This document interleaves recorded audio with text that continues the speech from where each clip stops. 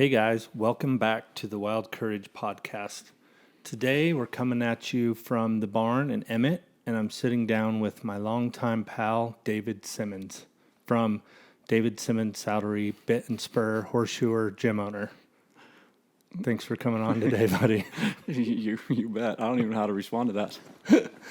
What else could we add to that Yeah, title? for sure. Yeah, Jackwagon. Yeah, I don't know. something. Yeah, So David and I met, 17, 18 years ago. Man. 18 years ago. probably 05. Yeah, in Prescott, Arizona. You and your buddy Lee came out to scout the area. You were living in Oklahoma, right? Yep.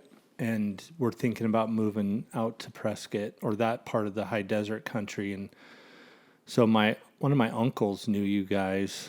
Yeah, Kind yeah. of, We were. I was graduating from school that year, and we were going to move to Arizona, but we weren't sure where. Yeah, no. Your Uncle David said, "I got a nephew that's near Prescott." Obviously, we looked you up. You were gracious enough to. Actually, I think the day we got there, you left for Montana, and we stayed in your place all week, and you weren't there. But I was there a little bit, but yeah, I had to go somewhere. I don't remember Yeah. what for. And I remember meeting you guys and being like, whatever, these Yeah. two Yeah. homeless guys sleeping on my couch and my floor. yeah, And then you ended up moving. and then we moved there. And then you taught me how to rope, Taught you how to rope. That ride, was, hammer, some and of, paint. well, Ben probably, I'll have to give Ben some of the credit for the riding part, but it taught you to rope and Yeah. all those things. Took me under your wing, Yeah. as it were. Yep.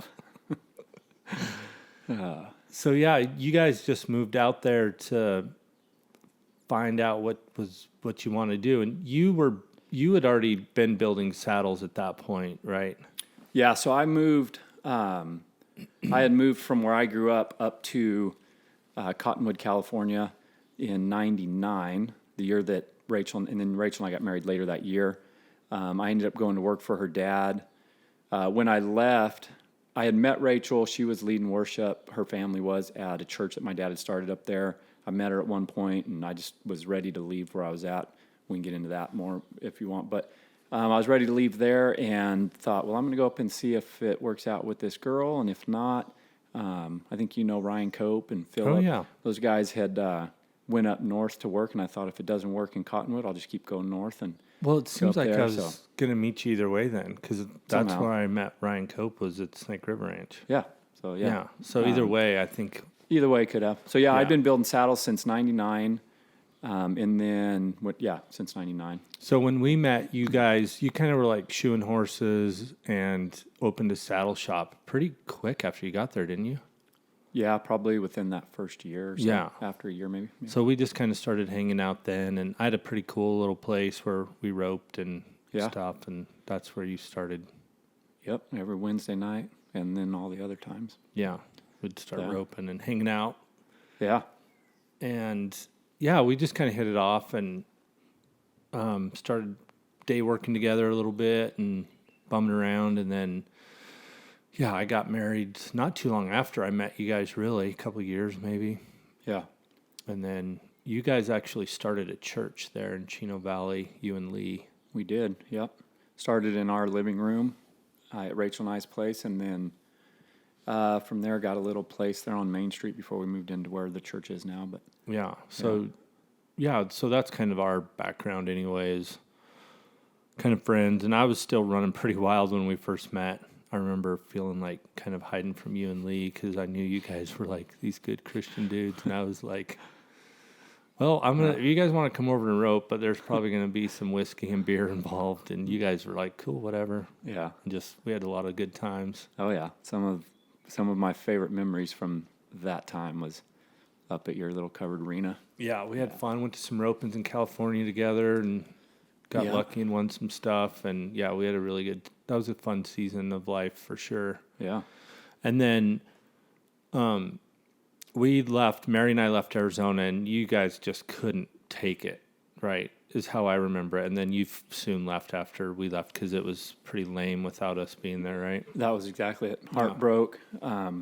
A lot of northern Arizona just felt that empty hole. But, we left after that. Probably, I don't know what year you guys left. or the second time what year you guys left. But, 10 years ago. So 2013. 13. We left in October of 13. Yeah. So we left in March. And I just had this picture of you like walking around Chino Valley, and there's like tumbleweeds blowing across the street, and you're like kicking this can down the road with this like I need a friend look on my face. That's what I pictured what happened when I left. After we left. Yeah, that was, man, that's accurate. Yeah, I know. Very accurate. I know. And then I wasn't surprised. I'm like, hey, we got to move to this town's ghost town. Yeah, it was just lame. Yeah. I don't even know if there's anything or anybody left there now. Yeah, I think they closed the town down, probably.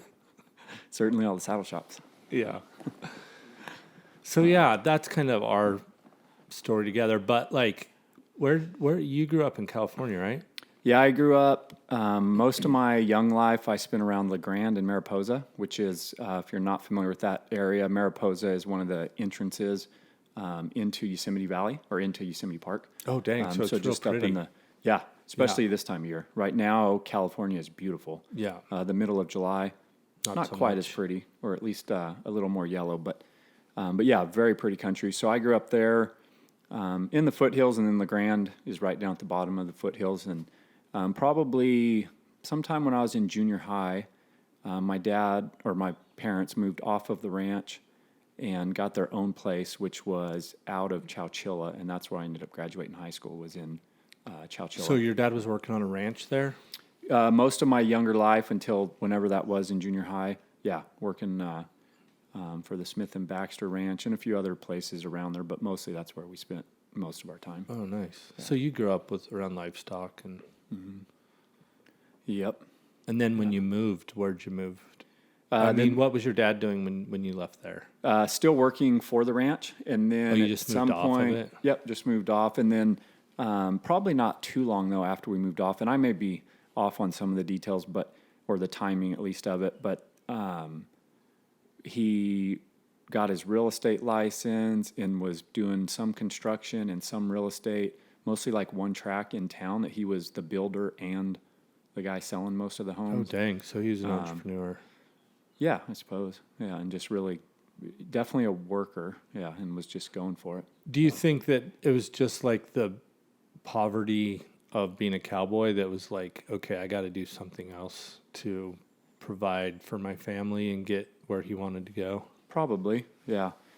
Yeah, and my mom, when I was real young, my mom worked on another ranch that was just down the road from where we lived, and then she got a job in Merced, and I think most of my life, even until after I was married, she worked for for a doctor, and worked for that same doctor in Merced forever. So she did even when we were still on the ranch, and then again when we moved into Chowchilla, she still was working there. And Chowchilla is where you said you graduated from high school? Yep. Yeah, and that's just right in the middle of San Joaquin Valley between Merced and Fresno. So did the cowboy stuff kind of go away when your dad got into real estate and building houses and stuff?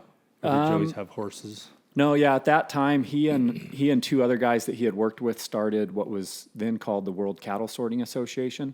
I don't know if it's still around, but they had gone to a bunch of ranch rodeos together, and sorting is always one of the events at the ranch rodeo. So they ended up starting a club just for doing the sorting part of it, which now in where I live in my country, sorting's really big. I don't know about I think out it here, is but everywhere. yeah, and so now it's a big thing, and it's done with only 2 people teams. Back then it was 3, and we didn't have a gate. We had a chalk line, so you actually had to be a horseman. You couldn't just stand in a gate hole. Yeah.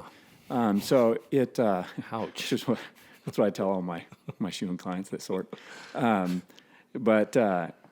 So we were still very involved in the and he was still day working, still going to brandings, whatever, but very involved still in that community, just no longer full-time on the ranch, but gone a lot on the weekend sorting. And then even through college, after my dad had moved on and was traveling a lot more at that time, then I was in college and still going, and it was nice to make a little weekend money, go to a big sorting somewhere.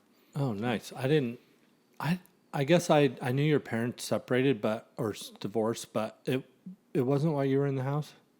I was 15 years old. Oh, so you were in high school. Yeah, I was maybe a little bit younger when they first separated, and then they at some point, and I just remember because I had my permit, but I don't think I had my driver's license yet when I think they finally, or at that point was when they were trying to get back together and kind of dating, but still not living back together. And so my brother and I kind of bounced back and forth between them. They never, they still talk and get along and didn't at that point, but then later on went through some other things that caused them to kind of, get friendly again. Yeah. And and then I mostly was with my dad at that point. My brother stayed a lot more with my mom. But was he younger or older? He's 3 years younger, 2.5 years and younger. Was he into the horses and stuff like you were?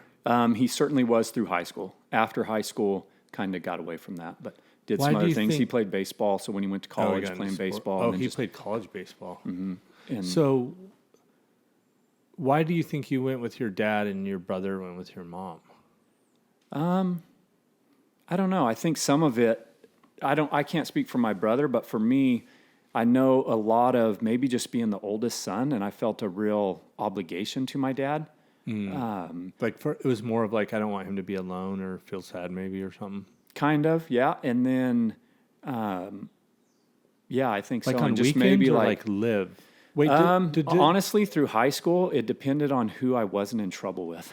So if I was in trouble with dad, which was way more my mom, I rarely was in trouble with my mom. In fact, all the stupid things I did through high school and college and get, pulled over for a DUI and they tow your truck and call mom because she'll come pick us up and not judge us. Yeah. So on the weekends, I stayed with mom a lot because I could get home whenever and do whatever. No the rest time with my dad.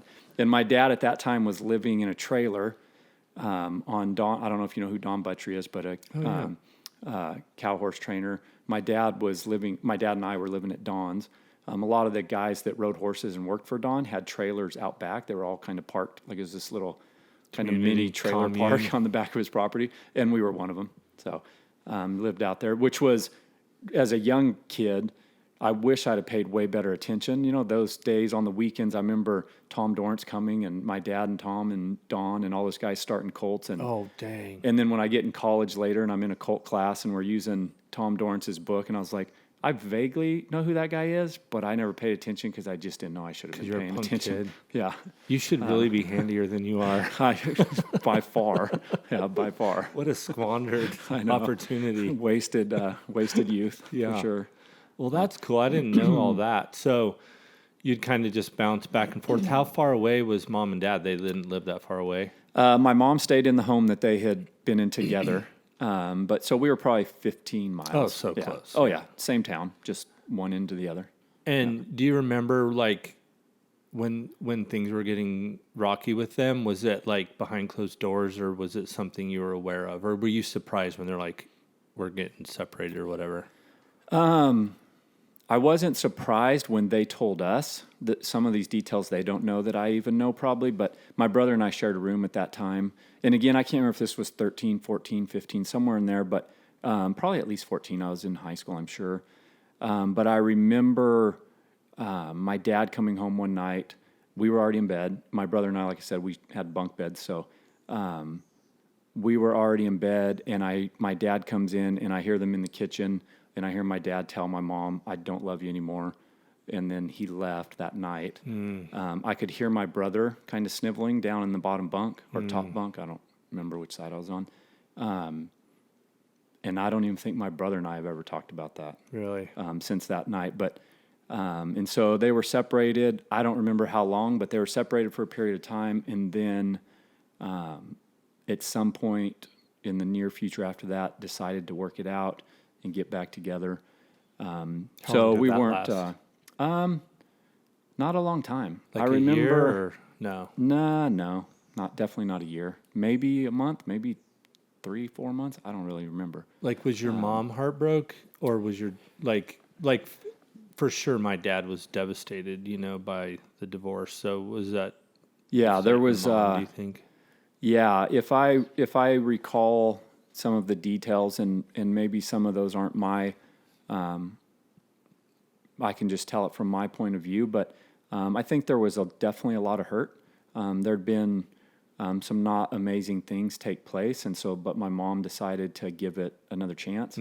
But at that time also, she had started dating. She had in that time that they were apart, started dating somebody, not real serious, but kind of dating somebody. And then she called that off to try and work it back out with my dad.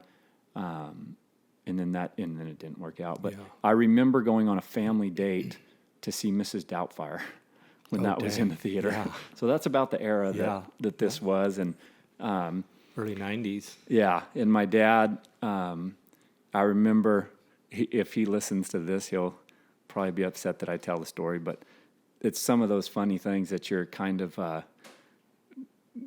like he might be embarrassed that I tell it, but it's some of those things you always kind of grow up being proud of. Yeah. When I was in high school and get in trouble for all the whatever things I got in trouble for, my dad had enough of a reputation that I'd say, just call my dad.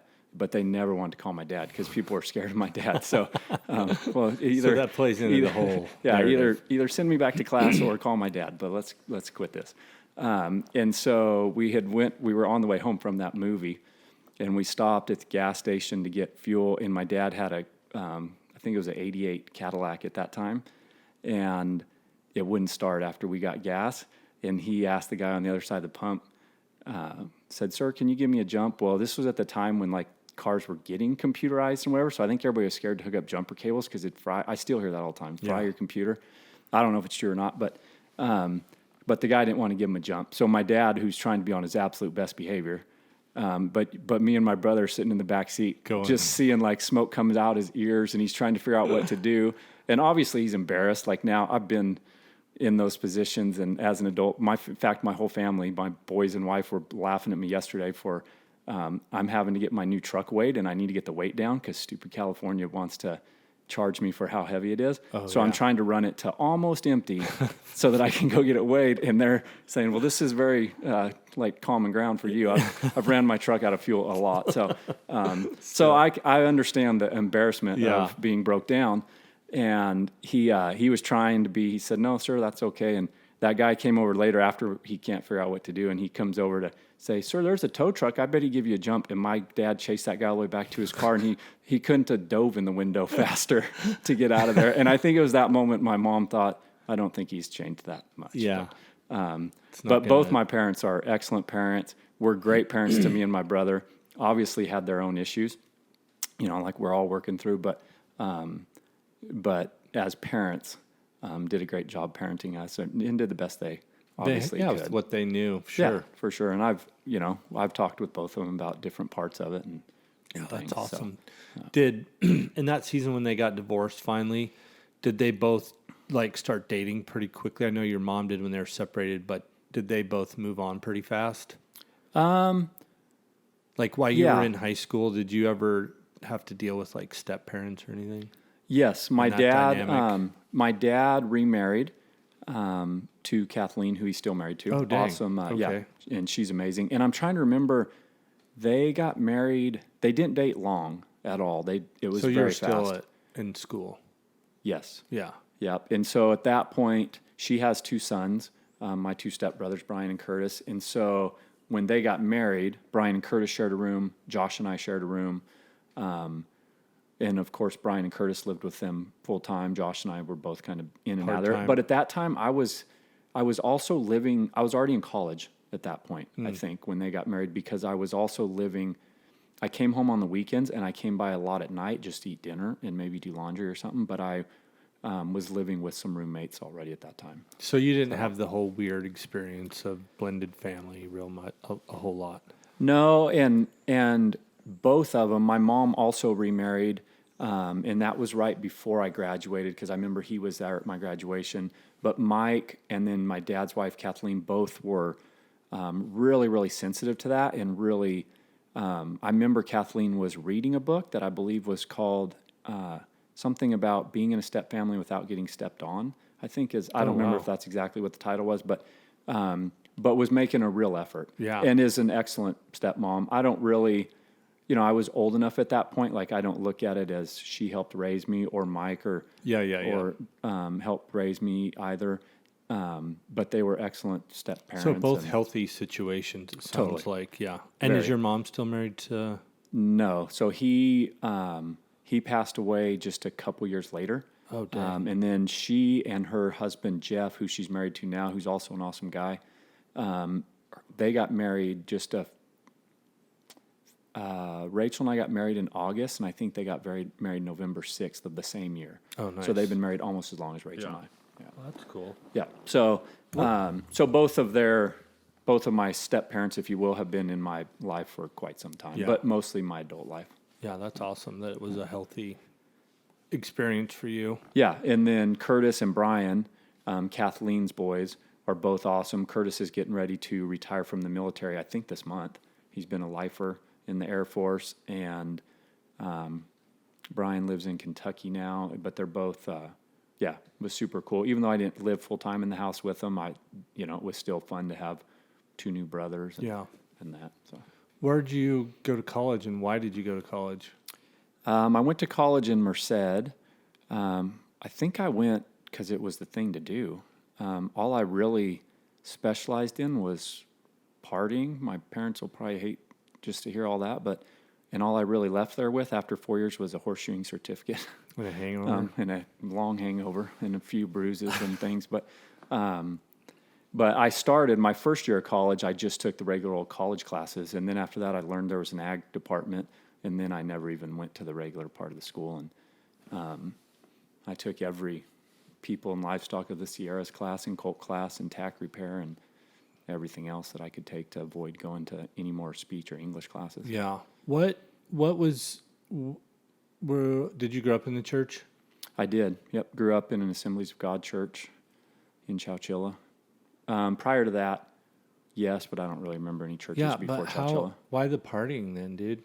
You grew up, right? I know. Well, I grew up in church. I grew up in church, and nothing against the church at all. In fact, we had an awesome youth group in things, but obviously there were enough holes and things that I saw that maybe what I was seeing on Sunday wasn't lining up with what I was seeing all the rest of the time. And I mean, I'm not blaming anybody else. I just made bad decisions.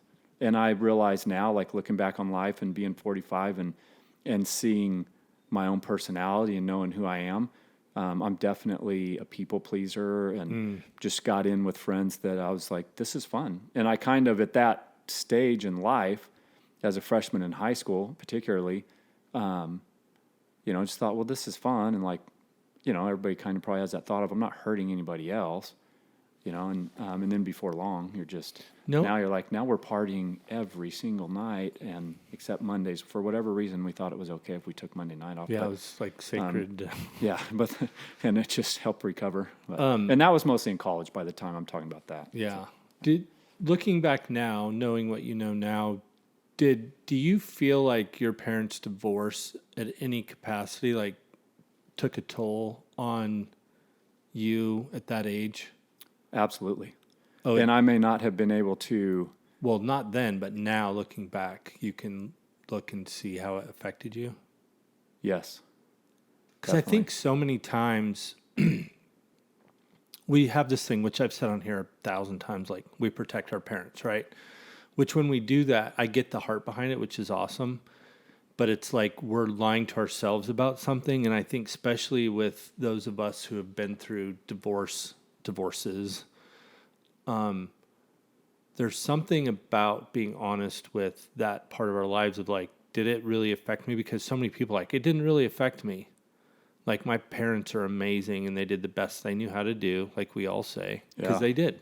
Yeah. There's grace, but it's like, oh no, it really did something. Oh yeah. And that's why I kind of was circling back to it, is just because you've been on the journey for a while now of self-discovery and why do I do the things that I do, right? Yeah. And so that I was just curious, looking back now through the lenses of what you know now, what effect did that have on your life?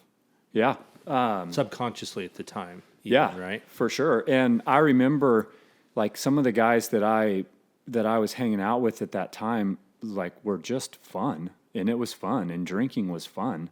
The next day might have sucked, but while you're drinking and partying, it was just the greatest time. And to feel that, I can't remember the exact lyric, but I was listening yesterday, and I was like, wow, that is so descriptive. But the lead singer from the Turnpike Troubadours, who sometime in the last couple of years has gotten sober, but said about the just the not be, the way it numbs the present or the present being present. And, looking back now, like, yeah, I certainly wasn't searching for a hangover or any of that, but it was just like, this is dulling the hurt that when I can't make sense of life, who at 15 years old can make sense of why are my parents divorcing and what is relationships? And then you're going through, the breakups at school and things. And I didn't date a whole bunch through school, really. It was just that kind of always got in the way a little bit, I guess. But certainly, you have crushes on girls or whatever, or have girlfriends and break up, and those types of things where just trying to make sense of everything in life, and it just kind of feels good to check out, or to kind of dull that pain. And also, back then I was super bashful. I still wouldn't consider myself, when I get in situations where I don't know people, I tend to just like shut down and be super quiet. Back. Yeah, and I'm not the life of the party anywhere, but I sure felt like it when I was drinking, which I probably was no better or different. Probably was more of an idiot, but at least I felt free and like kind of take that bashfulness off. And so it was partially just that, but then also that just realizing like, wow, life kind of sucks really hard right now at this moment, and this is a little pass out of there for a while. Yeah, when you said free, I was thinking about when I left home and went to Wyoming and went to work at Heart 6.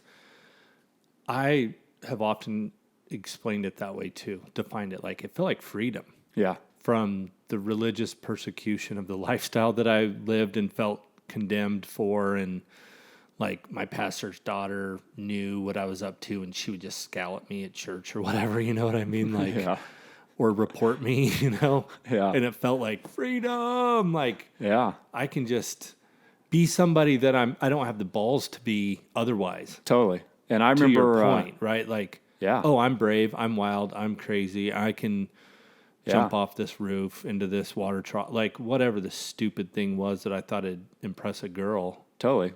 We used to, when I was in college on Fridays, I got out at noon. We all ended up getting out at noon. And so we'd go to Costco.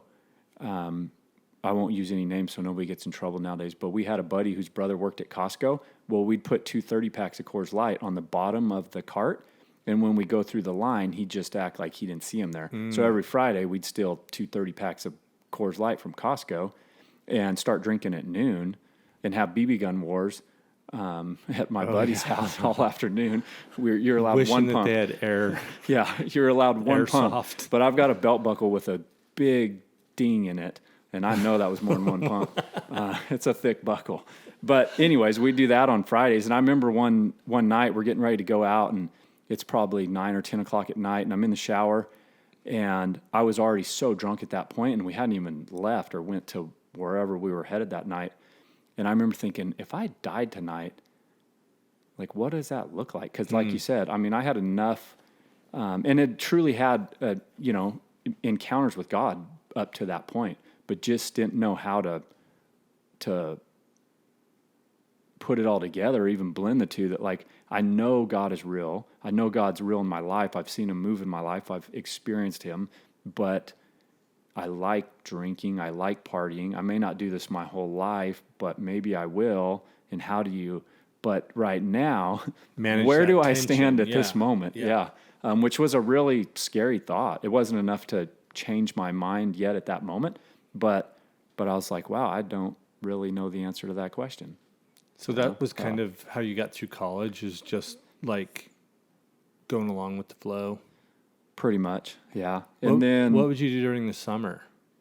During the summers, I worked for, actually it was, I worked for Sean and Trina Moss through a lot of high school, which they were a huge influence in my life at that time. A huge good influence in my life at that time. Sean and Trina really, really took care of me. I worked for Sean for most of high school, at least from the time actually before I even drove. And then he gave me a vehicle to drive a lot when I was in high school. And he raised cotton, or grew cotton and almonds. And so I just worked for him and I a lot knew of it. that stuff. I knew You you were knew a I was a farmer. farmer, I you know. freaking knew it. I so bad was trying to figure out how to leave that part out of there. This is why I did this whole podcast, is because I knew somewhere we'd get going in your story. Rosin jaw, I knew it was in there. Yeah, so I worked for him some through college still. picker. Yeah, there was 1 year in college that I worked for the college. My roommate was the cow manager, and I was the horse manager at the college, which all that really consisted of was feeding horses twice a day and cleaning a few things. But his job had a lot more. And that year, the beef leader had left the college with a bunch of cows that had mastitis. So we just doctored cows all day.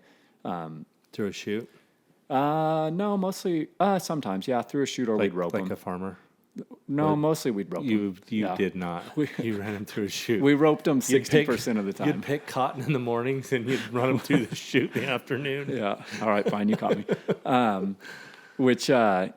Bunch of Hereford cows with mastitis, but that was fun. So that was 1 year, but then I went back to work for Sean for a year or so after that. Farming, yeah. And growing, and hay in there too. But that's Don't try to still get farming. all cowboy on me here.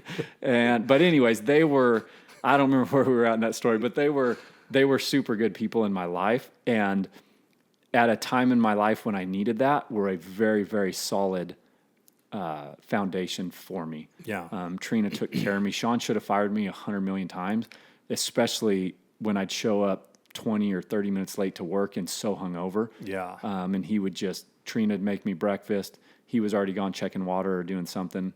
And I rolled in about 10 after 7 every day, and I was supposed to be there at 7. And they were very, very kind to me and took care of me through all those years. But so that was most of college. And then probably I went up at some point to Red Bluff after my first year of shoeing school. The college in Merced had like horseshoeing 101 and then the advanced class. So after my first year in the regular class, I went up and worked an apprenticeship in Red Bluff, which was how I met Rachel the first time. And then I did that for the summer and then had to go back. Ironically, I had some court dates in Merced. What about? Just some misunderstandings with the law. Yeah.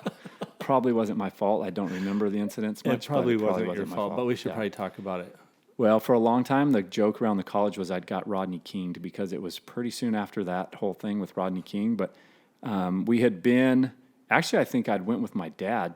Maybe that wasn't the same one. I've been to several Merle Haggard concerts, and I just started avoiding going because I think every Merle Haggard concert I went to, I spent the night in jail afterwards. Oh. And one of them was on Father's Day. My brother and I went with my dad, and then I went back to Merced, and then ended up going out with my buddies that night. And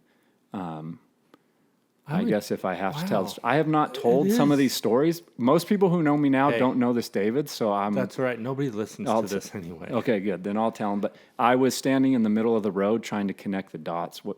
I was peeing and trying to connect the dots, and the cops pulled up, and apparently that's not acceptable. and then I resisted, and so I ended up, So you're a tough guy too. Well, I probably wasn't that tough, but I don't remember. Yeah. Oh, so, Merle Haggard. Yeah. I lost my wallet at a Merle Haggard concert, so I don't have any good luck. No, and even Merle Haggard, when I was there, forgot the words to most of the songs that time when we were with my dad, and, which was a really special afternoon. Like that was one time I remember. It just felt super special. That was after my parents were divorced, but my brother and I went with my dad to the concert, and it just was a really, really, I remember it being a very special moment. You drank in front of your dad? No, definitely not. So this was all when we got back. Yeah, all when we got back. Dang, dude. No. So Merle Haggard is no good for you. Wasn't. No, yeah. Definitely wasn't. We don't have to worry about it any longer. Nope. Yeah. So and so went back, and then. Why do I feel like there's more court dates in there somewhere than just that one? Oh, there definitely was. I mean, mostly just traffic violations and stupid things and small stuff. But I'm a really good procrastinator, so even little things turned into really big because I just ignored it for a long time. That happened to you in Arizona, even. That you have to go to... that happened there too. Yeah, that's true. Yeah. You were a pastor And had to call somebody to From jail. cover my Sunday morning. because you were in jail. Yeah. That one, not very many people know. So now the whole world knows. But, Oh, that's awesome. yeah. So I was back after my advanced, we're just going to hurry past that. After my advanced class of horseshoeing, Bob, who taught my horseshoeing class, who I still chat with once in a while, he was going to retire after the first year and ended up sticking around for one more year. So, of course, I took the advanced class, which was just a lot more advanced foraging and just a ton of fun. Did you like horseshoeing, or was it something to do? The only reason I took it, my dad had shot our horses my whole life. And again, just like the riding, I should have paid more attention. And I held horses for him a bunch, but I never learned anything or cared to pay much attention until I got old enough that he said, "You're shoeing your own horses. I'm not doing it anymore." And then I had to learn. So I went to the college. So out of necessity, kind of. Yeah, and that was all my plan was. But I think my dad knew he was trying really hard to get me out of there. So he found me this apprenticeship up in Red Bluff working with Wade. And I went up there, worked for Wade, but then went back, took the advance, spent another year or so. Probably that was my last year in college. And then kind of a wake-up moment at that time. I was with a buddy. My mom had an apartment in Merced for when she was still working there, but she was married to Mike at that time and not living in Merced. So on the weekends she went home, but then during the week she stayed in the apartment while she was in Merced working. And so we would stay there sometimes. She gave me a key and we'd stay there sometimes on the weekend. And so my buddies and I were out at a party. We'd been out with his uncle earlier and just a bunch. And I just said, "Hey, give me the keys to the truck. I'm going to go lay down." And, of course said, "I'm not going anywhere. I'm just going to go lay in the truck and wait for you guys." Well, I don't remember. All I remember is being in the Taco Bell drive-thru and people driving by and like cussing at me and pointing at me. I'm like, why are these people so mad at me? But I'd hit a parked car, unbeknown to myself at the moment, or didn't care, just kept going. Hit a parked car, then went and got Taco Bell, and then just went back to my mom's and went to bed. My buddies found a ride from whoever. What? And in the morning when we walked out, barely can open your eyes, walk out in the sun and hung over, and I walk around the passenger side of his brand new truck. This was like a 1998 Ford half-ton brand new truck. I walked around the other side and the whole side's caved in. Oh, no. And immediately I was like, I don't know what happened, but I know I did that. And at that time just thought, man, I am going in a very quick, I'm very quickly going down a path that I don't think I want to continue to live this life and go, and go like this. And that's when I thought, I got to get out of here because my friends were good friends, loyal friends. Sure. I mean, I know you've had the same Yep. thing, and they were the best of friends, but they were definitely not the people I needed in my life at that moment. Yeah. And so that's when I said, I just got to go. I'm going to go north. And you remember having that dialogue with yourself? Was it that morning with the truck being wrecked? That's what got me started. It was probably over the next month or two that I really started having that thought and made that decision. I'm not real clear on the time frame, but it was soon after that. But it's pretty significant. I mean,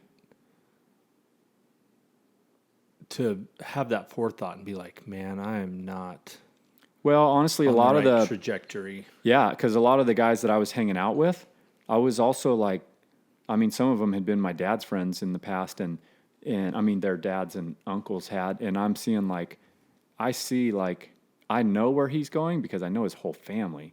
This is just normal for them. This is the way that they go. And I thought, if I stay here, I'm just going right down the same thing. And I see like I'm hanging out with the 40-year-old me right now if I keep going like this. And but I didn't really know, again, like it was fun. And they were good friends, and I didn't really know what else to do. And I was still hurting. And so I was like, I know I can't keep doing this, but I don't really know what to do. And maybe if I just remove myself geographically, things will change. And, which is probably when I started. I think a lot about, and I've heard like you sharing your story, and even when you and Pat were, when you had Pat Puckett on the podcast and just talking about the whole running thing. Wandering. Yeah, and I literally was having the conversation with somebody the other day, and I said, "Yeah, I've been now 9 years in Reading." I'm like, "This is the longest I've ever been anywhere now." Me too. Here. Yeah, and so but at that time, I feel like it was a healthy. Move. Yeah, like I was kind of running probably, but I wasn't. The move wasn't really running. Like I was still running inside, definitely, and angry probably, and a whole bunch of things. I didn't even realize probably I was angry at the time, but in more recent years, I've just realized a lot of those emotions that just were always there. Maybe to be just so quick to anger because it's right under the surface, or whatever. So I just thought I have to go somewhere and get out of here, and that's where I knew I could go up there and start shooting some horses, and so that's what I did. I ended up going to work for Rachel's dad. When I moved up there, he had 3 days of work, paid me $50 a day to do this 3-day project. And of course I moved up there with the few dollars in my pocket. And so anything was good. Right. And then after that, he just said, "Well, are you just set on shoeing horses, or you just want to do something, and he built saddles?" And I said, "Yeah, I'd be willing to give it a go and learn." And so I worked for him for 6 or 8 months before Rachel and I got married. And in that time, all I did was repairs and stuff. He said later that, he wasn't going to teach some young cowboy to build saddles if he was going to up and leave. So once we got married and he realized I was sticking around, then he actually taught me to build saddles. Oh, nice. Which it backfired on him. We didn't Still stick around. Yeah. Oh, sorry, Joe. So you met Rachel and then just got married. You kind of skipped right over that part. Yeah, so I moved up there in February of '99. Obviously, I didn't have much to do. I was working for her dad, but everybody, the shop was open Monday through Saturday, but saddle makers and people, we weren't there on Saturday. Just Rachel was there keeping the tack store part of it open. And so, I'm sorry, on Mondays, not Saturdays, on Mondays. So on Mondays, when I wasn't there, I'd shoe horse, and then I'd go over there and try and hang out with her, and then take her to dinner or Make whatever. your big moves. Yeah, try and make my big moves. And her and I joke all the time that she was dating other guys at the time, so I was never her exclusive. But I didn't know anybody else, so I'd still be willing to try. And in doing that, and then soon after that, her grandma passed away. And right after I moved up there, I broke my arm. So shoeing horses was kind of a struggle. But and so then her dad said, "Hey, I've got my parents' house is empty. You're trying to recover and obviously don't have a bunch of horses." He knew my income was incredibly low anyways.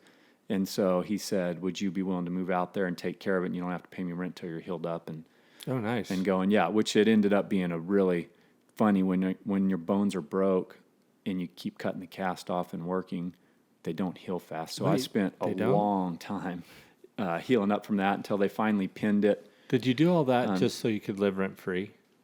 Probably. Yeah. Nice. I'm not stupid. Yeah, and so then we started dating in June.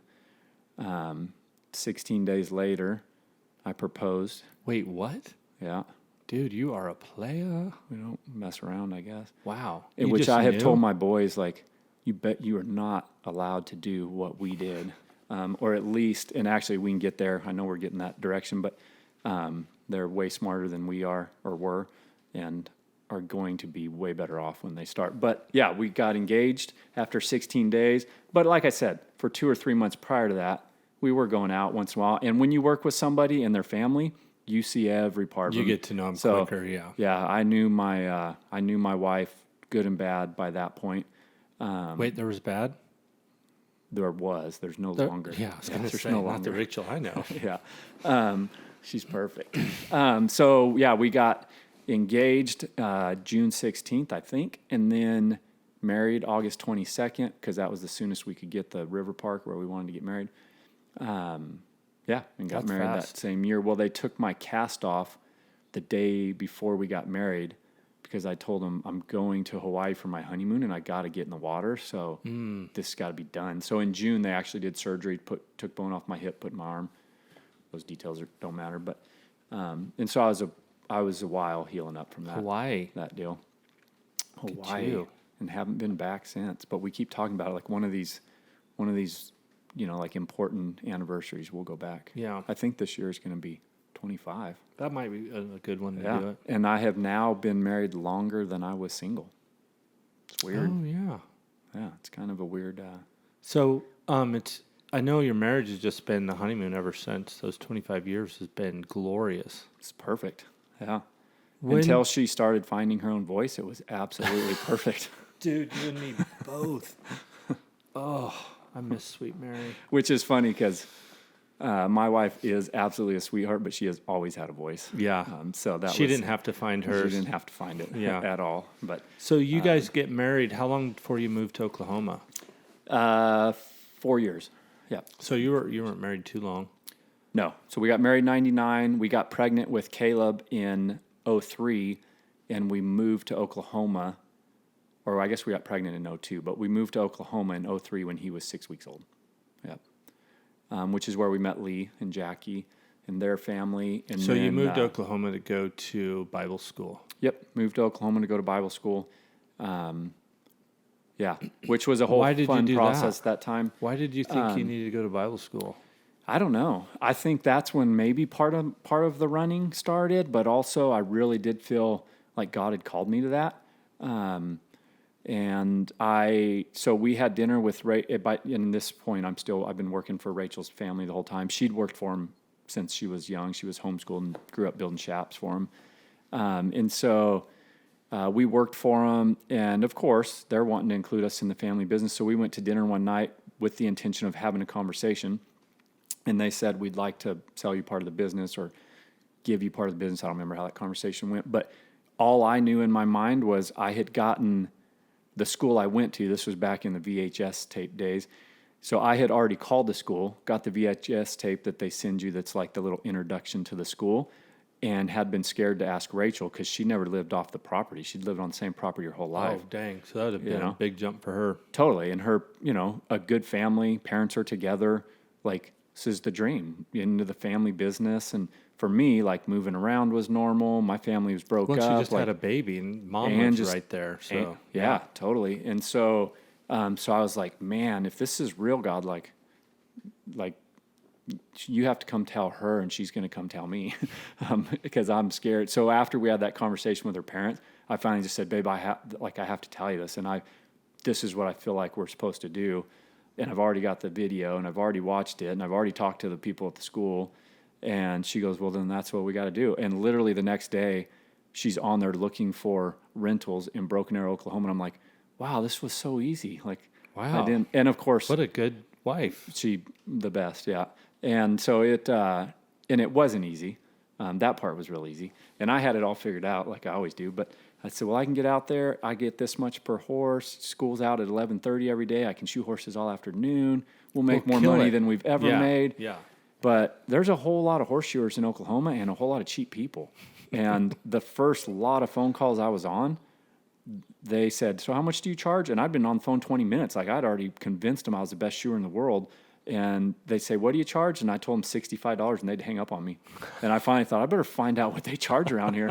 And they charged little enough that I decided to go wait tables at a barbecue restaurant instead. Really? I didn't know that about you too. Well, I shot horses in the afternoon, and then I worked just 2 nights there. But that extra money and extra food was very beneficial to us at the time. Nice. So I could take home meat by the pound, and yeah, it was really good. So especially with a little baby at home. How long was whatever. Bible college That was 2 years. Yep, that was 2 years. of Oklahoma?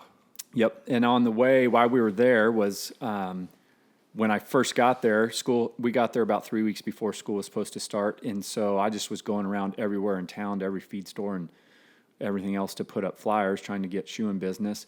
And one of the places I went was Drysdale's, the big Western clothing deal. And prior to that, going backwards a little bit, the year before that had went to the Elko Ranch Hand Rodeo with Bo and Kathy Lowe and Keith Brown, and then went to John and Kim Pruitt's Cowboy Church there in Elko, because Keith was doing music, and he said, come, I'll introduce you to these guys. They're all graduates of the same school, and so on. And so I had a ball cap from Great Adventure Harvest Church in Elko, and some guy over the or no, the other way around. I'm sorry. Lee was wearing a hat from there, and I said, "Hey, where'd you get that hat?" And started up a conversation. Oh wait, you met him at the Western wear store, not Yeah. at school. At the Western wear store. He wasn't in school. His daughter was. They just had moved there for 1 year in transition before going to Arizona. Oh, they didn't. So he didn't go to Rhema. He did, but he went like in the 80s. Yeah, he went way ahead of me. Yeah. Oh, okay. Lee's so much older than I am. Hopefully he true. listens and hears that. Yeah, so he had been, but now his oldest daughter was a year ahead of me in That's how school. you connected with Lee. I didn't know that. I thought you were in school together. Okay. Yep. So little old tiny cowboy church in Elko, Nevada, and then you run into somebody in Broken Arrow, Tulsa, Oklahoma, who's been to the same place. I wanted to meet this guy, and we quickly became friends. And so my whole 2 years there, we were building a friendship. I knew I wanted to come back west, but I definitely didn't want to go back to California. At that time, I was convinced I was going to go to Elko or to Jackpot with Bo and Kathy and Be a desert cowboy. be a desert cowboy. And so I was excited for that, but I thought I have 2 years to convince my wife we're going to Nevada. But she loved trees and did not want to go to Nevada. Ironically, we ended up in Arizona where there's not that many more trees. No. But I just knew I don't want to go back to California, but I want to go west. And that's when, of course, Lee was going to Arizona. So that back to the story of that spring break of my second year, we came out. That's when we stayed at your place and decided where we were moving. But yep, and then went. So then after that, we spent 2 years there. I left. My bags were packed, and I left the day I graduated. Oklahoma's beautiful, but it's not for me. It's humid and We love you, Breton. green. Yeah, love you, Britton. And you're probably from the cool part, but Tulsa was a little too much city for me. So, yeah, that's how you get to Chino Valley, where you guys kind of hunkered down and made a life for yourselves, opened up a saddle shop, started building saddles, and your wife built me several pair of leggings, and Yeah. and then you guys, like we were talking about earlier, you guys started this church, which Mary and I were kind of just dating when you guys started that church, and we were going to a different church when you guys first moved there, and then it wasn't until we moved back, I think, from Idaho the second time when we started going to church there. Yeah. Yeah. And it was a thing. Like, you guys started, your church turned into like a real life church with lots of people that weren't just your friends. Yeah, that's crazy. How was that, being a part of a church startup? Was that the vision, do you think, when you went to Bible school, was like to have your own church someday? I don't know. I don't think I ever thought of it that way. I thought like I just kind of want to be used by God and do something. And after meeting Lee and just kind of dreaming together, I think that started becoming the vision. And even when we moved there, Lee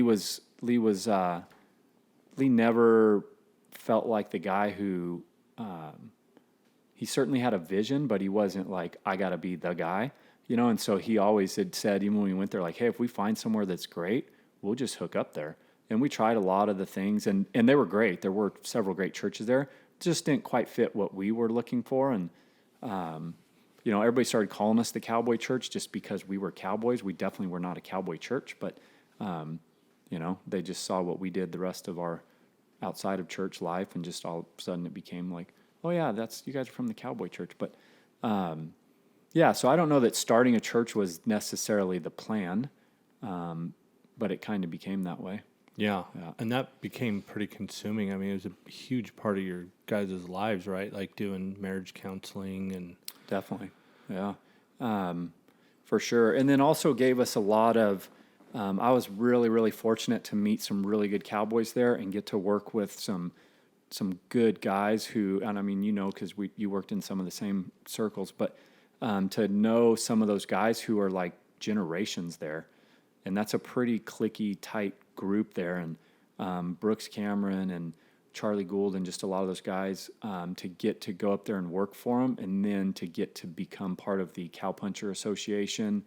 And I think my last year there, I spoke at the spoke for the church service there, and what a cool thing that was, because that was kind of always my heart was, I want to go to the cowboys, and especially the ranch cowboys. Like, my dad's in cowboy ministry, And Yeah, your dad was the pastor for the Rain Cowhorse Association yeah, forever, right? yep, yeah, and then has done church at a lot of team ropings and different things. And to me, and that's why I loved Bo and Kathy when I first met them, and people like your dad, because like these are real cowboys, and not that those guys aren't, but I just wasn't going to the rodeo world had zero interest to me. For me, it was the ranch guys, and so when Bo's like, hey, there's people fighting. I remember Bo said that one time. There's people fighting to have church at the NFR, but yet nobody will show up out here at Elko. And I remember just thinking, okay, I'll show up. I'll show up there. Yeah. And that was always kind of my heart. So to get that inroad, and I know a lot of that was just a God thing. And like you already said, I don't ride a rope that great anyways. But to get to, you I just said you were kind of a farmer. Yeah. Yeah, exactly. So it was just a great experience. And then the church too, like you said, it was very surreal, especially as a young guy who, quite honestly, at first, I know this is probably very common, but I thought like, I got some things figured out. And now looking back, I'm like, I had nothing figured out. So to be the young 20 whatever year old guy who's counseling older people and speaking and whatever, and I'm not negating that people have gifts, but but as far as life experience, which I feel is a fairly important thing, I have a lot of value for that. I had zero, to be in the position that I was in a lot of times. And it was funny. Like I ran the men's group there. We met at 5:30 every Wednesday morning, and you're like 20 years younger than everyone there. At least, yeah. Which is ironic because we went through, the first thing we did was go through the Wild at Heart book. Oh, really? And now to full circle to be here, and you had John on the other day and all that. It's just super cool. But that was a fun time because we did get to do a lot of cool cowboy stuff, and it was fun embracing like growing up in buckaroo country like I did and like you did, like to be around those Arizona guys that kind of let us in. Yeah. And to get to experience how they did things, it was super fun. And I loved that. I loved working with those guys because they were just cowboys. There was none of the stuff that there is now, the Facebook wars of cow punchers and Texans and buckaroos and all that. Like, if you were a good hand, those guys would embrace you and invite you to come and pay us to come day work. Like, it was super fun. And some of my favorite times cowboying were definitely in Arizona. Doing things a little different, but still I learned so much. Yeah. And got to wear ironclad leggings that I weighed more in my saddle. Yeah. There's good reasons why. The first time my wife built me a pair of boarhide chaps, and then you're just trotting all day. I was working for Brooks that week, and you're just up there like just trot all day, like anywhere, but prowling, I think they call it. Yeah. And I thought these things are going to wear a hole in my knee. I almost cut all the silver off of them and just left them laying out there. Just save the buckle and get rid of them. But I always wondered why you can't get on and off a horse. I know. I always wondered why you get to their little tiny branding traps down there, right? Because they're so small. Yeah. And they catch cattle on water down on the desert, and it's just a different world than up here, Yeah. And everybody, as soon as they get off their horse, they take their leggings off. Yeah. And then I got a pair, and I know why. You can't walk in them. Yeah, for sure. Because they weigh 85 pounds. Yeah, they have to protect you. But but the best cowboys I've ever been around, and I still, I know the ropiest for sure. Those guys, oh my gosh. I remember, we did all those ropings down there we put on at my little arena. Yeah. And they were the big loop ropings, and I'd use the Northern Range rules. And I remember like showing these guys like the turnover, the blocker, some of these Del Vientos, like on the dummy, like before the roping, and they're beating us with it at the roping the first time. Like, those guys were so freaking handy with the rope. Miles DeWitt and Bino Kimball and Joe Bob DeWitt, like those guys were such good hands and could just figure it out in 2 seconds. And we thought we really had something practicing for 10 years, and they show up in 10 minutes. And I'll never forget going to Prescott Valley. They had a PBR touring pro, and Miles DeWitt was picking up at that bull riding, and this bull wouldn't come out of the pen, and I was sitting. I had really good seats. I was sitting kind of to the left of the chutes, and he knew I was there because he'd sit there and would kind of visit, and he kind of gave me the nod, like, watch this, and he went out there and threw this big, huge, beautiful Johnny blocker on this bull, and I'm like, man, what a jerk. I just showed him how to do that like 2 minutes ago. Yeah. Oh, yeah, and I was able to get to work with Bino and all those guys at Prescott Livestock, too, and, yeah, great cowboys and horsemen, too, for that Oh, matter. my gosh. That's the thing that these buckaroos think, that a lot of those guys aren't horsemen, and those guys down there around Prescott, like Sean Gimmer and those guys, I mean, those Bino, those guys were horsemen. Yeah. And of course, a lot of them, they went down to the valley out of high school and worked for cow horse trainers and stuff. So they Yeah. kind of brought that back into their culture. Totally. But those dudes rode nice horses for sure. Oh, yeah. And I remember this was on just a little place there, and they'd harass me when I was first there, and I was riding the stretch, the paint horse I'd got from your dad, and I had rein chains, of course, on my bridle, and they'd just give me a hard time. They called me a fruit picker because I was from California. I never even told them my farming part, so they just made that up. But they'd say, "Don't those things hang up on the brush?" And I was just hard-headed enough that I wanted to use them, and I said, "No, they don't." And it took probably 6 months, and I finally got so tired of them hanging up on everything that I Got split reins. Yeah, I got split reins on everything I owned after that, and Yeah. now still love it. So, but yeah. Fun times for sure. Yeah, that was But it was a wild time for us too, like that, and even having the shop, like, and then trying to run off and play cowboy and leave my wife to run the shop. And then at that time, now we had Chase, our second son. So now she's sitting in the shop trying to homeschool the older one with the baby in her arm while I'm off playing cowboy or doing something. And it was way better once we moved the saddle shop back home, because then we at least were able to just not have business hours, but just do our own thing. Yeah, when you had the storefront, it felt like you were pretty strung out there for a while. Yeah, and then I want to talk to everybody that comes in the door forever, so I never got any work done. Yeah. And then I'd leave in the afternoon to go shoe some horses or something, or go do something church related. And so it was a lot of things going on at the time, but we were young and it was fun, and like we didn't realize that it was busy or that much. It was just fun in life, And Rachel was on the worship team, and I remember the boys just sleeping on the front row while they're practicing at night. And Yeah, that is all a the good time, point, the so. things you do when you're young. Because, you guys had so much going on with starting a church from nothing organically and it turning into like, oh, we need deacons and we need, or elders or whatever.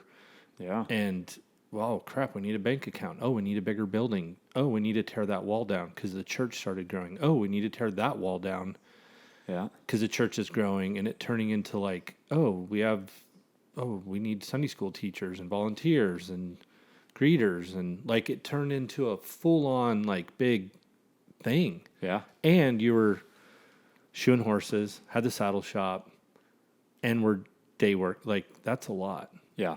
That's And a it lot. was hard for me at that time. Rachel would tell you now, like I'd struggle so much, and I know that so much of this stuff, especially after now hearing so many guys' stories, even if maybe it looks different, just the part that is so relative to everybody, but in my own place, struggling so hard with, I want to be out at that remote camp and be that guy, but yet I feel called to this, so I have to live in town. But how do I do the two? And even then, I mean, now realizing a lot of it, that like, I think I thought God was asking things of me that he wasn't really, that maybe I'd put on myself, or maybe I thought, well, if I'm going to serve God, this is what it has to look like. And so I just wrestled constantly with it to the point of just anxiety over, I want to be this, but I'm supposed to be this. And I also enjoy it. So it's kind of a wrestle back and forth. And that was a struggle for a lot of it there. And then even more so after we left Arizona and came back to California. Yeah, let's go there. I mean, we already kind of went over, we all know at this point why you left, because Jeremy and Mary left, so it's a no-brainer. Yeah. Tumbleweeds, we already talked about all that. You walked around with, I need to look friend on my face. We covered all that, right? Okay, yeah. So you guys moved to California. It was kind of like you moved back to where Rachel's from. Yeah. Right? So that's really what it was we came back one year when her sister gave birth to their first child. our nephew, Ezekiel. And that same trip went to my brother's to go to our nephew Jackson's 3rd birthday, which was the first time I'd met him. And when we got back to Arizona, Rachel just broke down and just said, I miss family. Like, family's important. We never even met your nephew till his 3rd birthday. And she just said, I really miss my family and I want to go home. And for me, I handled it incredibly poorly at that time. Probably, and we've talked about it a lot, and I think things are all healthy and fixed, but very poorly treated my wife in that time with, like you were giving up your dream. Yeah, which hurt a lot. Like, I'm like, no, this is literally my dream and everything we've prayed for and everything we've wanted. And like, I'm working on all the coolest places and church is going great. And like, this is it. Like this is, I don't ever want to leave here. I love life. And your kids were really growing up the way you wanted to raise them too. Like, they were running around like little cowpunchers. Totally. Yeah. And into it and doing the things and going with you. And yeah, and very much. And for me, in that place or that time of life, coming from a broken family, that like, I don't have home to go home to. Mm-hmm. And I certainly don't want to. And at that time, hadn't dealt with any of that. So like, I don't want to go home. I don't really even want to deal with it. Even though I wouldn't have said those words, I didn't realize that's a part of my heart I've shut off and I don't want to go in that room. But she wanted to come home. And I said no. And probably for 6 months, I said, no, don't even bring it up, and was very closed and cold about it. And then finally at some point said, you've given me 10 years or whatever it was at that time. And I said, I'll do it. I mean, she hadn't given me an ultimatum. It hadn't come down to that, but it kind of felt like either I'm going to live my dream or I'm going to keep my family, which obviously, who's living the dream if I didn't keep my family? Right. So I said, yeah, let's do it. But what does this look like? And so then we approached Lee and Jackie. We kind of at that time had a 2-year plan. Like, we'll do this in 2 years. Well, looking back, that was a stupid idea. And Lee pointed that out. Like, this is already in your heart. You're making the shift. Let's do it. Yeah. And so we left then. And part of that conversation was just like, Jeremy's gone. I miss him. Yeah, we got to leave. Yeah, thanks. So that's what happened. So we moved back to California then. And even though I agreed, I still was very bitter about it. And I wouldn't have maybe said that looking back now. Like, all the things I'm sharing now are on this end of it. Sure, of course. And so I was very bitter. I really liked this worship leader, Jeremy Riddle, and I loved his music. And Rachel's like, that guy, Jeremy Riddle, that you like? He leads at Bethel in Redding. And I was like, I'm definitely not going there. These people are weird. They're crazy. The only ones I'd ever met from there were very weird. And some of them are, but I'll get there in a bit. But so she just kept saying, and then she'd be playing Bethel live, like on her computer in the house when I'd come in out of the shop to get something to drink or whatever. And And this is after you moved to California. And I just block. No, this was why we're still there. And she's trying to convince me that when we get back to California, we can go to Bethel. Oh. And I'm like, no. Weirdos, yeah. Yeah. And I'm like, don't even talk about the California end of it, because I'm still, even though I've agreed to go and we have a launch date, I'm not going in my mind, And so I'd walk through the house while she'd have it on. I'd just ignore it. And finally I started thinking, all right, well, we'll go. And long story short, we got there. We went to visit on a weekend. When we went out to visit, just accidentally met Candace Johnson, who was part of the leadership there. So amazing. And I was like, wow. She's so awesome. She's not weird. I thought everybody here was weird. And if she's the one in charge and she's this cool. So we did end up there, but then I still was super bitter for a long time. And, just about like the giving up on your cowboy dream. Yeah. And now I'm in a church that's thousands of people, and like I'm just 10,000 people, dude. Yeah. And I'm just one little tiny nobody in this huge, that dresses like a cowboy. That dresses like a cowboy. And then once in a while you'd see another hat across the room and you just kind of nod at each other like you do. And I think, oh, I'm not alone, but he's just in town. He probably doesn't want to be here either. Yeah. Well, normally it was just he's in town for a conference. So he was excited to be there because he got to leave and go home.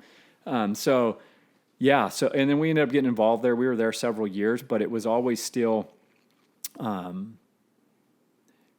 went to work at Shasta Livestock at some point when we first got back too. Or Cell Barn. Cell barn. Yeah. Largest sale barn west of the Rockies. At the time, they actually just closed about a year ago, but went to work there. It definitely wasn't the cowboy deal I expected. It was way more of a cow farmer deal, just simply because of stupid California laws, and being horseback, at least during sales and all that, just wasn't near as much of a thing. But I still fell in love with it, and I was like, and I learned so much about cattle, not cowboying, like outside but cowboying, like cattle sickness and all that kind of stuff while I was there, and even just grading cattle and things that my couple of years there was a great experience. Well, I remember talking to you in that season, like you were going to take that whole thing over and be the manager for a while. They were talking to you about it, right? Yeah, for a short time. And then I just, and then went to her one day and just said, I quit. And she says, yeah, it's hot. Go ahead and go home. And I said, no, I mean, I quit. She goes, well, what about the deal? And I said, yeah, sorry. I don't want to be here. It wasn't. Yeah. I said, this is my 2 weeks. But and when you were there, were you just building up your shoeing clientele? Pretty much. And I was still building a few saddles, day working a little bit. I met a couple guys through the sale yard, obviously, that I got to go day work for, and which was really great. But the hard thing in California, and cowboying there, the cattle aren't there all year. So it's real sporadic. Yeah, so I could get a cowboy job, but then I'd spend half the year up in Oregon or whatever, and which now I'd probably be like, heck yeah. But at the time, we're like, no, we're here. We're going to try and build life right here. We're here for family. Yeah. And so all those things. And I finally, at some point, never said it quite like this, but just got really bitter and mad about it. And like, this isn't like Arizona. And I'm not even going to be a cowboy anymore. I remember. And also at that same time was when I was tired of being fat. And so I got into CrossFit. And so now I kind of found like this other new community, and it feels really good.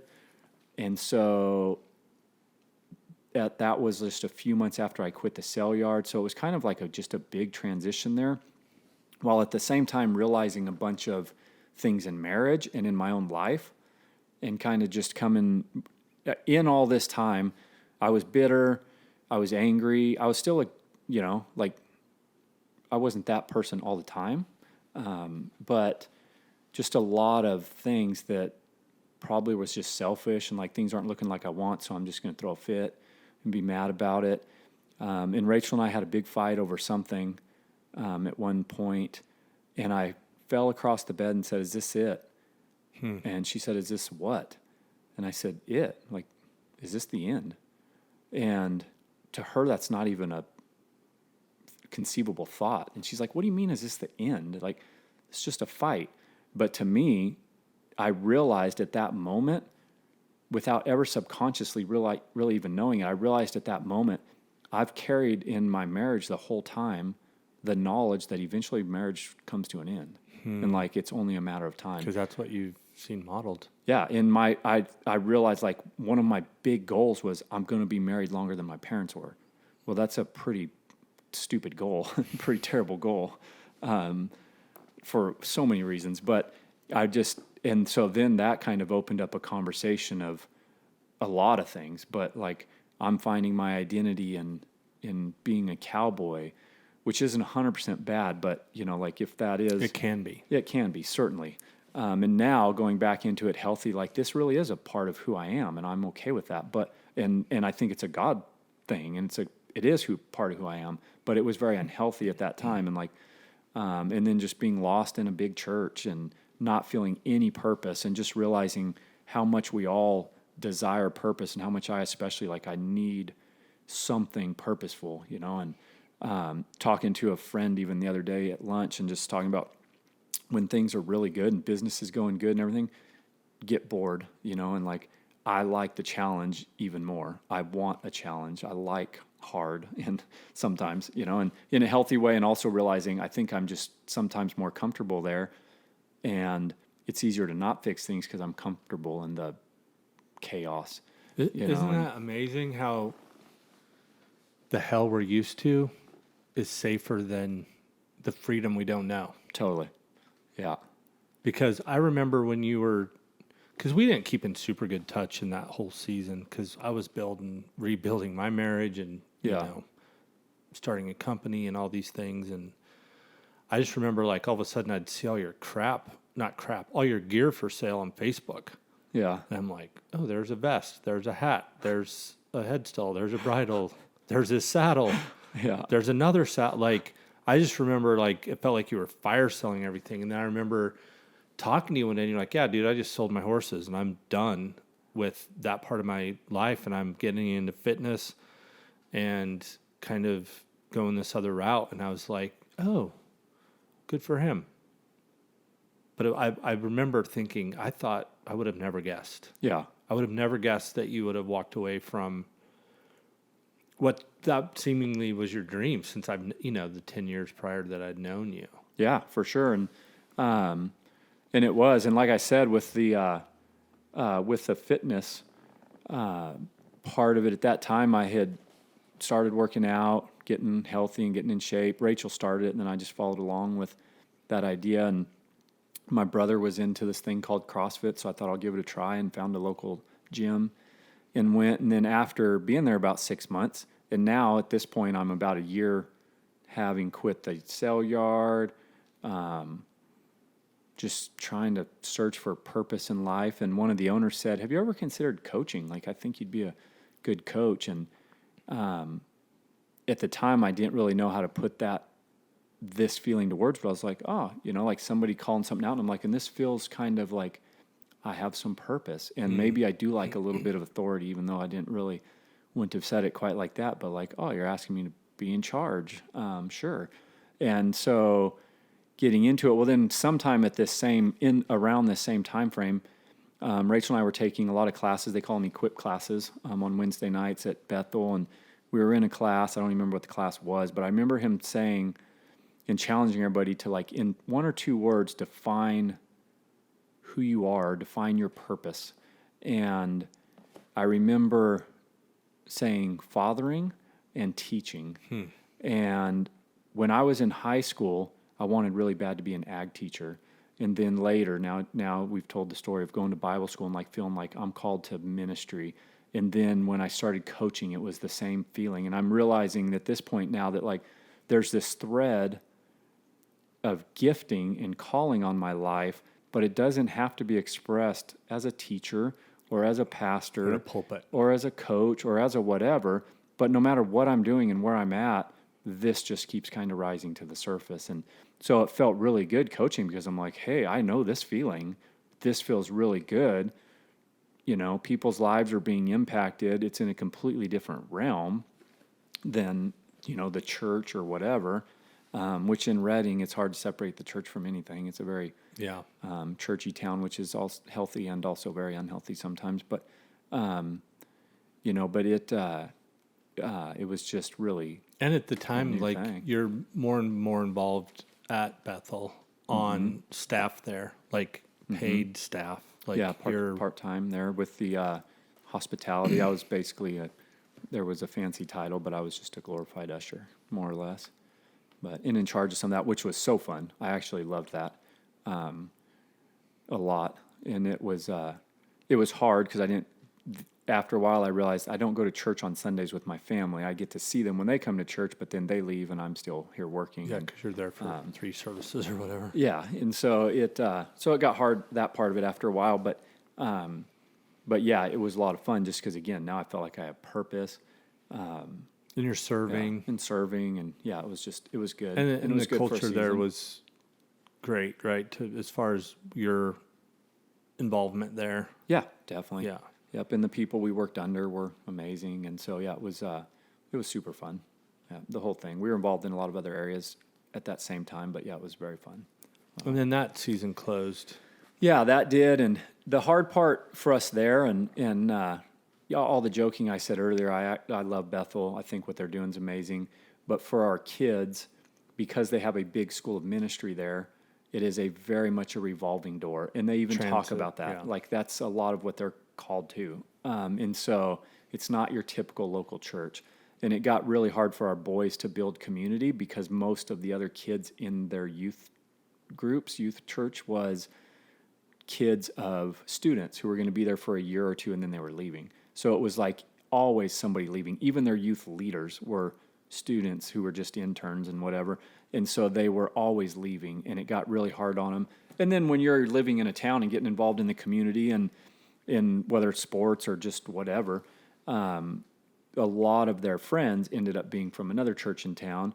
And then I'm meeting all these people at the gym, and now my best friends, and we're even in a home group that we had, they called them family dinners, and we're going to family dinners, and everybody else in our group is from the Stirring, and we're still over here, and all of our boys' friends were from there. So it finally just made made sense to make the transition to over there, and now that's where we call our church home. But when you go. When I go, yeah. Do you see how I carefully worded that, though? I know. Do you see how I carefully called you out on it? Yeah, I know. Yeah, thanks. Yeah, when we make it. So Easter, Christmas, Thanksgiving, one or two other times a year. But yeah, just kidding. Yeah, mostly. Yeah. So there was a lot of those things that I began to, and even where over the last several years, where Rachel and I have walked out and walked through a lot of the wow, I carried a bunch of garbage into my marriage because I didn't know any different.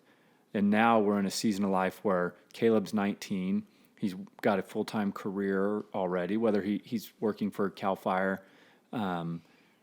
He's pretty convinced this is the rest of his life, not with Cal Fire, but maybe I'll let him tell that someday his own. But in fire, he's dating a girl who's amazing and from an awesome family, and they definitely are planning their future together. And then Chase is 16, graduating high school this Saturday. Oh, he is? Yep. It's 16. Dang. Yeah, he's graduating 1 year early because he's homeschooled and done some things through the college that he's able to do so. And so now he's trying to figure out what he's going to do at the junior college, and he's working with me a couple days a week shoeing horses, and which I absolutely love. And so, we have boys now going into life and into adulthood, and they have definitely not seen perfection modeled at home, but what we try to always model is, we're messy, and sometimes things are really terrible in front of you even, but we're committed, and we're always willing to clean up our messes. That's it. And for them, the biggest thing, especially with Caleb and his girlfriend Madison, I'll always ask him questions. And he'll be like, I don't know. And I'm like, if you don't talk to her, then I'm going to bring it up in front of both of you, and we're all three going to have a conversation. And we're going to talk about it, because let's talk about all the uncomfortable things, because we didn't, and I didn't.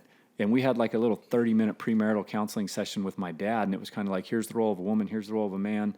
Here's what the Bible says. Here's Good what luck. the Bible says. Yeah, honor your husband, love your wife. Let's do it. And I'm like, that's awesome, but it's not enough. And there's just so many tools I have now that I still don't even get right. But when I didn't know the tools or have these things, it was even worse, and you're just going blindly. So with some of even their plans and their future that they talk about, I tell them, hey, how do you guys need to have that talk? What will this look like when kids now come into the picture? That's so good. Because let me tell you, what happened when your mom started missing family, when we started having kids, or more when family started having kids. And especially, and that's what I've told him, hey, she's from an amazing family that's together, and her whole family's awesome on both sides. It'd be easy if you found some girl who had nowhere, had nobody. But so you have a whole lot to think about to keeping her in mind. And then even just relationship tools that, at 19, what do you know? Nothing. And actually my kids I'm impressed by Caleb every single day, and Madison, his girlfriend, is even more wise for her age. I'm like, wow, the things you guys know at your age and how far along he is. And even the fact that he's working this full-time great paying career. Yeah. That I'm like, dang, I'm just now kind of starting to figure some of this out. Well, I think it's important and noteworthy I want to go back to making a mess in front of your kids, and not the passive go in the bedroom and everybody knows what's going on. Yeah. But then the most important part of that is cleaning up your mess in front of your kids. Yeah. That's something. Mary and I were in an argument this morning, literally And Grady, our middle boy's like, can you guys not fight, please? And we're like, no, this is Grady. He's 8. This is part of being married. Yeah. And we're going to work through this, and we're going to do it right now here in front of you. And we worked through it. And then Mary gave me a kiss, and he's like, ooh, do it again. And she gave me another. And like, our parents didn't do this. Yeah. Like, what you're doing is so valuable, because to have emotional awareness that your sons do, because I've seen you with them and how open you are. And like, so, and all my friends are Greg and Bridget and Mike and Wendy and Brian and Jenny. Like, they're having these real life conversations with their kids, age appropriate, all the time, about sex, about pop culture, about church, about real life, about it being a mess. Yeah. And like, we don't know what we're doing. Yeah. I had to clean up a mess with Leighton this morning. I lost my mind with him this morning. And 2 hours later, I just felt so convicted about how I'd talked to him. I got on the phone and I texted him. Yeah. And I cleaned up my mess with him. Yeah. And he said, I forgive you. For an average dad, you're not bad. Yeah. Like, I'll take it. Yeah. But You're you know at the what I top end of the bottom tier. Yeah. But I just think it's noteworthy, like, how you put that. Like, you make messes and clean them up in front of your kids, because then they don't have these preconceived notions that marriage is some fairy tale thing. Like, no, it is bumpy. And do think about, she has a good family. Yeah. And she maybe doesn't want to move far away and live away forever. Like, these are things you need to think about now. And I just, our parents' generation didn't do that. Yeah. Yeah. And even, you know, just with my own self and my own story, and thinking like, I never really knew the next step. And even with my wife, you know, I moved up. I said that a while ago, but I moved up to Cottonwood with literally a few dollars in my pocket, knowing like, hopefully I find a horse to shoe like tomorrow so that I can go put something in my refrigerator. Well, we've pretty well moved every time like that. It wasn't a whole lot better when we moved to Bible school, and then it wasn't a whole lot better when we moved to Arizona. But I'm just, to a fault, probably eternally optimistic, and always telling, I live kind of with the, well, it can't, and now I realize a lot of this comes from my childhood and even the things that I went through and saw, like, it can't get any worse. So I'm just every day, it's going to get better, you know? And my wife has multiple times had to say, I can't hear anymore. It's going to get better. I need the better. Like, we need to figure it out. And I'm like, well, I don't know how to figure it out. I just know how to dream and say, it's going to get better. You know, you figure it out. Yeah. And let me know how to make it better. Well, there's just, I say this all the time because of my childhood, but I've always been uncautiously optimistic. Yeah, totally. Like, kind of to your point of, it's a mechanism of survival. Yeah. Of like, no, it's going to get better. Like, it has to. I need it to. And I'm going to pretend like it's going to get better, even if I don't know how to make it better. Yeah. But I'm going to say it. And it does that same thing, not having a plan, wears my wife out too. Like, what's our plan for raising these boys? I don't know, but we'll figure it out. It's going to be great. Yeah. Until it isn't. Yeah. And it's like, there's something about hiding from a plan of action that's coming up in my marriage and in my life all the time right now, is because I procrastinate so much until it's go time that it's like, I can't believe the water's in the canal. They've been turning the water on the canal for the same time for 10 years we've lived here. And I'm always surprised by it. Like, but I'm not ready. Yeah. My pump's not ready. I haven't de-winterized. You know what I mean? And that's how I feel like I approach parenting. That drives my wife crazy, is like, I need to get better at like, putting some thought into like, okay, it's. Well, you and I are the same almost exactly in that scenario, which is funny because when I got here just a few minutes ago, I told you, so I'll just say it now on here, but I left, for those of you that don't know, it's about an 8.5 hour drive from home to here. So I left early this morning, but I also have classes to coach this morning at the gym. You guys. Well, you forgot to say you own your own gym now. Yeah, we own our own gym now, and so I knew that I was making this trip for the last 6 months, but I waited till yesterday to make sure I had coverage, and couldn't get coverage for this morning. So last night, my wife was doing something else for me, and I said, "It's all right. You don't have to do that. I'd rather just spend time with you. So don't." She was building me something out in the shop, so I can come up here and look super punchy. And I said, "It's okay. I can probably brand a few calves without a new set of chinks. It's okay." And I said, "I'd rather just sit with you on the couch anyways and hang out before I leave tomorrow." And then I kind of quietly said, "Plus, I'm about to ask you to coach my classes in the morning." And her face just dropped. And even the boys are smart enough now to like look at her, look at me, look back and forth, like, what's about to happen? And I said, "Yeah, I can't. I have everything else covered except tomorrow morning." And I don't want to on air say she went off the handle, but she wasn't excited about it at all. And we're sitting there now with Chase and Caleb and Madison. And after a minute, Chase was the only one left in the living room, but she's just telling me every thought she's having about having to cover for me and how I procrastinate. And you knew you were going on this trip and blah, blah, blah. And I said, "You are 100% right on every single thing you're saying. I'm guilty as charged. And I do it every time, and I know it." And I said, "But you don't have to do it. No worries. Like, I don't have to leave at 4. I'll wait and leave at 9. It's not a big deal. Like, I don't have to be there. I didn't know you had this plan, so I'm like, I don't have to get there in the afternoon. It's no big deal." And then she says, "I'm going to do it for you. I'm just going to complain about it." I was like, "Well, could you not complain so loud in front of the boys about it?" And by that point, Chase had already said, "I'm going to take he got up and she says, "Where are you going?" He goes, "Anywhere but here." And he says, "I'm going to go take a shower." So yeah, I don't want to sound like we have it together because we certainly don't, but we fix it. Yeah. And we're working and we're all in progress. And the biggest thing, I think, with any of it, and what I try and tell my boys, what I'm trying to realize, even with my friends, with now having, this is like, I've been self-employed forever, but having a gym, like you mentioned, this is a whole different kind of business. And so even though we don't have very many employees, we do have employees. And sometimes I'm really terrible about even communicating with them.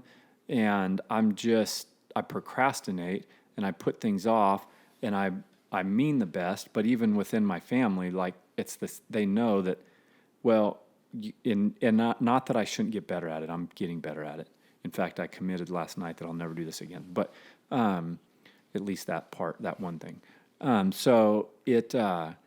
But we're all in progress. And as long as we're having the conversation, that's the biggest thing, is like, I realize I'm talking about it now. Like, this is an area of my life where I'm fixing and working on. Not stuffing it anymore. Yeah, and getting other people to help me with it. And even though it's just something like, well, why do I procrastinate? And even something as simple as that, like, why did I keep putting it off? And for me, every time I leave, since I have so many irons in the fire, it's just like 20-hour days to get ahead before I leave town for 3 days.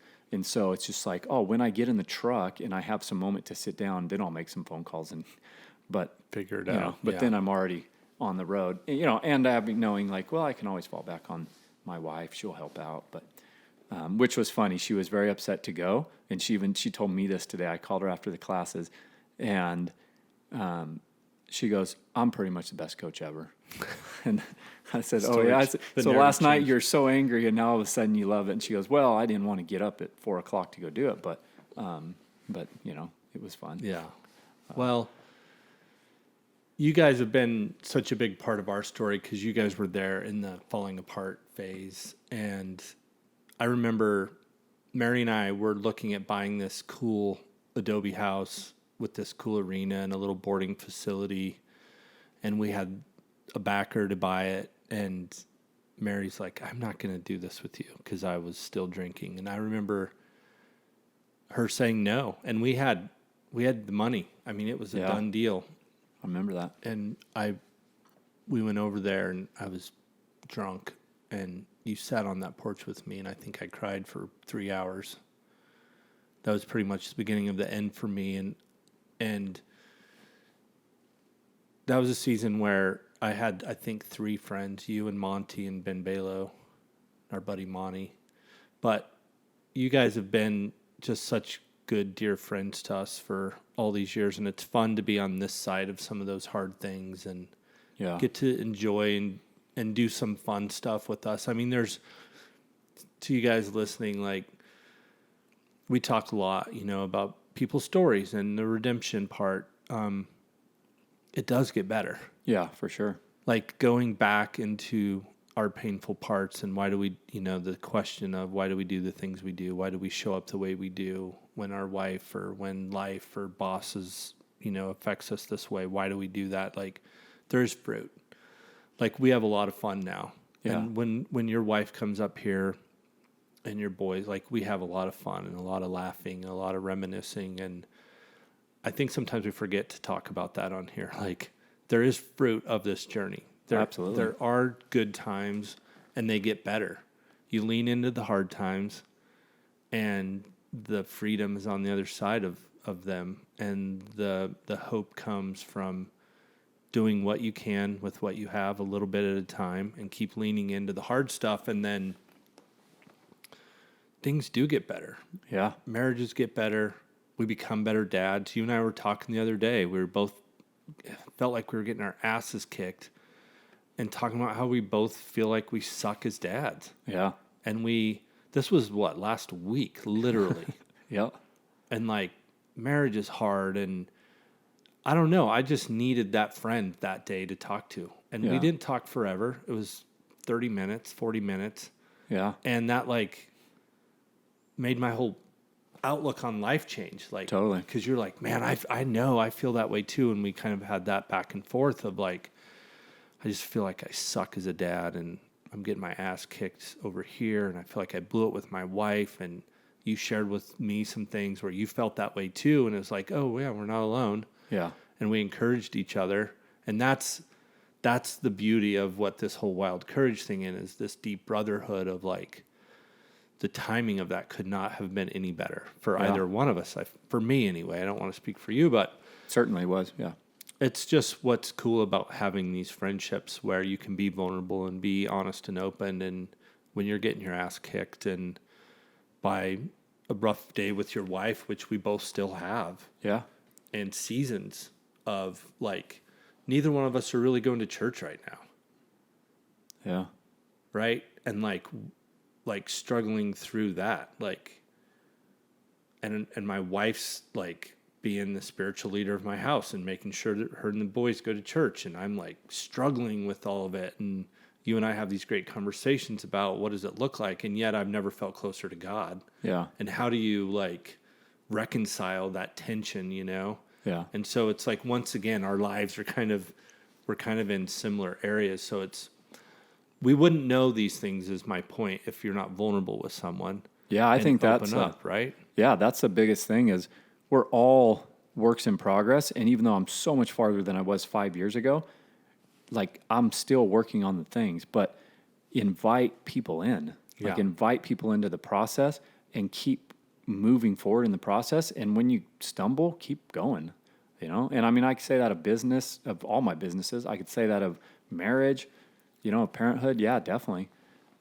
It always feels like to me, especially when you bring up the parenting thing, like it's constantly the biggest struggle I have is I can't, like time is such a precious thing, like all the other things. And I think that's why even with some of the things I've done, like I don't care if I don't want to say I don't care if I lose everything, especially if my wife will listen to this someday, but like, I don't care if I lose things, like big deal. Like you said, I sold all my stuff. I know how to get it back. It's not a big deal. Well, yeah, you're building it. Yeah, totally. The other day I was like, I'm going to have 10 more really nice bridals by the end of this year. So I just got to figure out how to do that. I'll trade for it. I'll do something. But like to do those things, like that stuff's easy, but like time, and especially with my kids, like just be present, get in it, and invite other people into it, and know that, I mess it up all the time. I'm glad I have you to call on the phone, other people, close friends that I'm with every day at the gym or Nick, just wherever. Yeah, Nick, who's working with me all the time. I tried to get him to fly up here. He's getting done with his hunt today. I was like, you could fly to Boise, hang out, drive home with me. And he goes, well, then how do I get my truck home from? I was like, who cares about your truck? Nick, yeah, that's not my problem. Do some cowboy stuff. Yeah, Nick, but that which is such a blessing. So yeah, that is a good point. is to invite people in. And it doesn't always have to be a drag. Like, the thing I love about our friendship the most is, like, I don't think I have a friend where I flip so much crap to than you. And in the next literally conversation, I can go as deep as I need to go with you. Yeah. And it can be fun. It doesn't have to be this, like, heavy all the time thing. Oh, totally. Like, it's fun to be jackasses and then literally like an hour later over a cup of coffee and smoking our pipe, like, hey dude, this, whatever. You know what I mean? Like, I think people get this idea of this journey of, like, digging in is like, all right, to the salt mine, like, here we go. It's going to be 10 years of hard sledding. And it is. It's freaking hard, dude. Yeah. It is hard. However, it gets better. Totally. And it can be light, and it can be fun, and you can have friendships like we have that can do both, and it's beautiful. And yep, we get to hang out and tomorrow go brand some calves and do some roping and do some cowboy stuff and tell each other how cool we are. Yeah. I'll go first this time so you can come in behind me. Yeah, and clean up your mess. Yeah. Reverse roles this time. Yeah. Well, thanks for being my friend. Yeah. Thanks for sticking with me when a lot of people didn't. Well, it's worth it. Yeah. And thanks for making me a lot of cool gear over the years, mostly Rachel, but... Mostly Rachel. Yeah. Yeah. And, yeah, so I was teasing at the front, but you do build a lot of cool gear and you're getting into building bits and spurs. So what's your Instagram handle so people can come check out your stuff? I post about once a year on there, but... right. No, I've been doing a little bit more, but on Instagram, David Simmons 99. Yeah. It's pretty boring. Don't get too excited. Well, it's a good way to come as you ramp up your bit and spur stuff. Definitely. It'll be a good place where people can track you down on that. And then if you're ever in Reading, you want to go work out, Strong City. Yep. It's the place to be. That's it. Well, I love you, brother. Yep, Thank love you. you too. And I look forward to out roping you tomorrow. Sounds good. Adios. Good luck.